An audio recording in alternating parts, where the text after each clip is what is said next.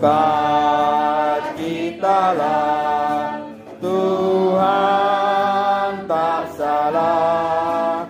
Dia tahu dan pimpinku di segala jalan saat dicoba dan ditempa. Bukan jadi lemah. Salam dalam kasih Yesus Kristus, Tuhan dan Juru Selamat semua manusia. Kita berjumpa kembali dalam acara kesayangan kita dalam iman yang berkemenangan di Maranatha Channel 47. Kali ini kita akan membahas Injil Yohanes. Kitab ini menjadi kitab yang menarik karena banyak sekali diselewengkan oleh orang-orang yang mencari kesalahan Alkitab. Dan pada kesempatan ini kita akan mengeksposisi secara khusus Injil Yohanes pasal yang pertama, ayat yang pertama. Sebab di dalam ayat ini terdapat banyak sekali poin-poin yang dapat kita pelajari untuk memperkaya pengetahuan kita akan kebenaran firman Tuhan. Kiranya pembahasan kita ini dapat lebih menguatkan lagi para pendengar sekalian akan pemahamannya terhadap firman Tuhan.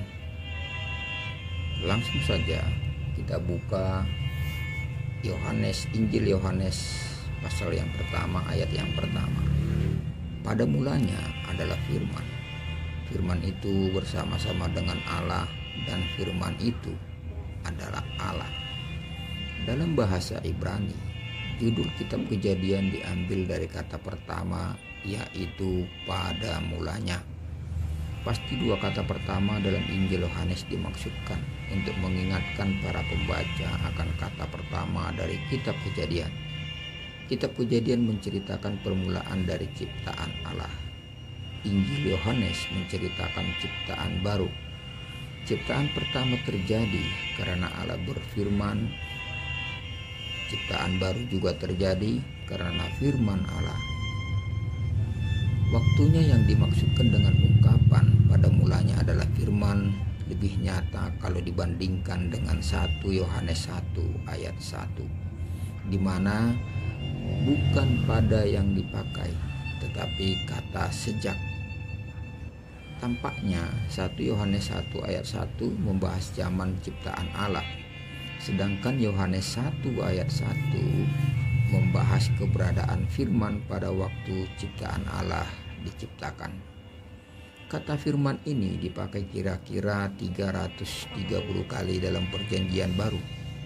Tetapi di luar Yohanes pasal 1 dan Wahyu 19 ayat 13 dan mungkin beberapa ayat yang lainnya yang sulit ditafsirkan, kata ini mempunyai arti seperti hal, akal, alasan, dan pertanggungjawaban, yaitu arti-arti yang jelas berbeda dari apa yang dimaksudkan dalam nas ini, di mana firman itu adalah seorang pribadi. Pada zaman Yohanes, kata firman dipakai oleh begitu banyak orang dengan begitu banyak arti, sehingga artinya dapat menjadi sangat luas. Kata firman dapat menunjuk pada apa yang diekspresikan oleh manusia, sehingga diterjemahkan kata ucapan atau pesan atau firman. Tetapi kata firman itu juga dapat menunjuk pada apa yang menetap dalam pikiran manusia, sehingga diterjemahkan pikiran, akal atau logika. Arti yang kedua itu dikembangkan oleh filsuf-filsuf zaman itu. Kira-kira tahun 600 sebelum Masehi, seorang filsuf yang bernama Heraklitus menjadi filsuf pertama yang mengembangkan kata firman.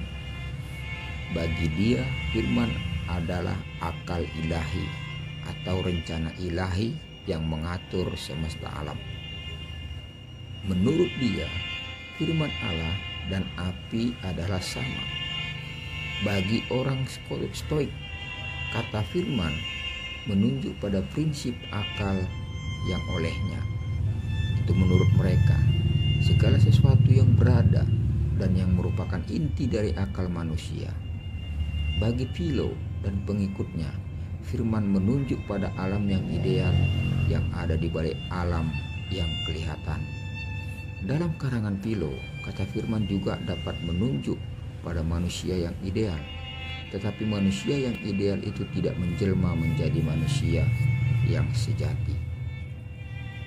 Tampaknya, kalau seandainya 10 filsuf Yunani dikumpulkan untuk membahas arti dari kata firman, ke-10-nya akan berpendapat yang berbeda-beda yang dikemukakan.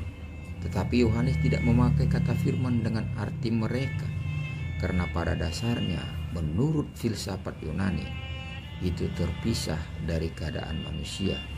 Sedangkan dalam Injil Yohanes, firman itu telah menjadi manusia dan diam di antara kita, dan kita telah melihat kemuliaannya.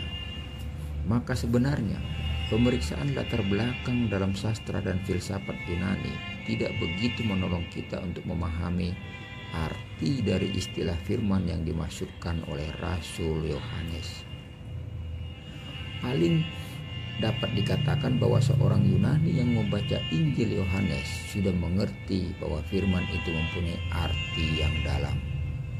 Tetapi jika dia sungguh mau memahami maksud Yohanes, dia harus menjaga sikap keterbukaannya dan sungguh mempelajari apa yang dikatakan oleh Yohanes sendiri mengenai identitas firman itu.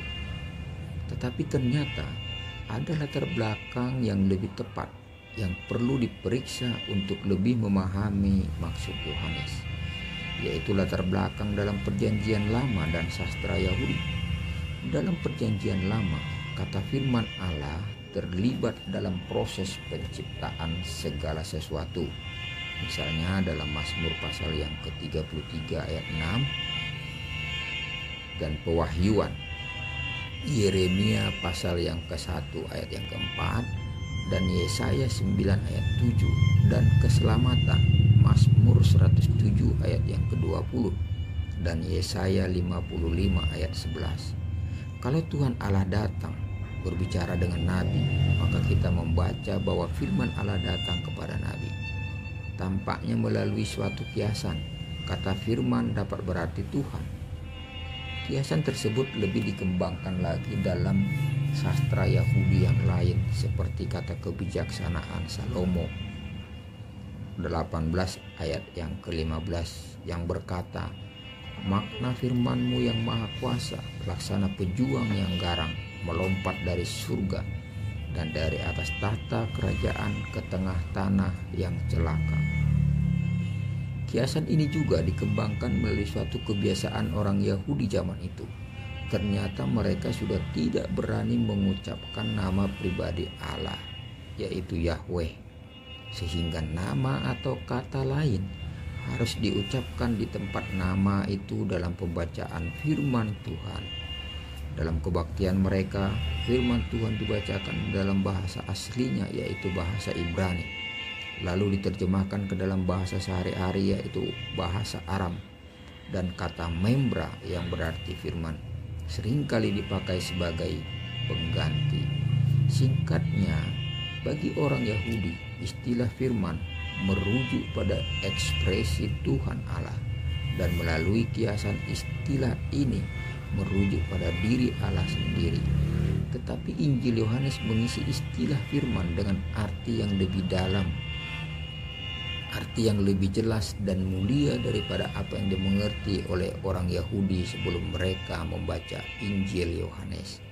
Dalam ayat yang pertama, 3 hal dikatakan mengenai firman. Pertama, seperti apa yang dijelaskan di atas, pada mulanya adalah firman.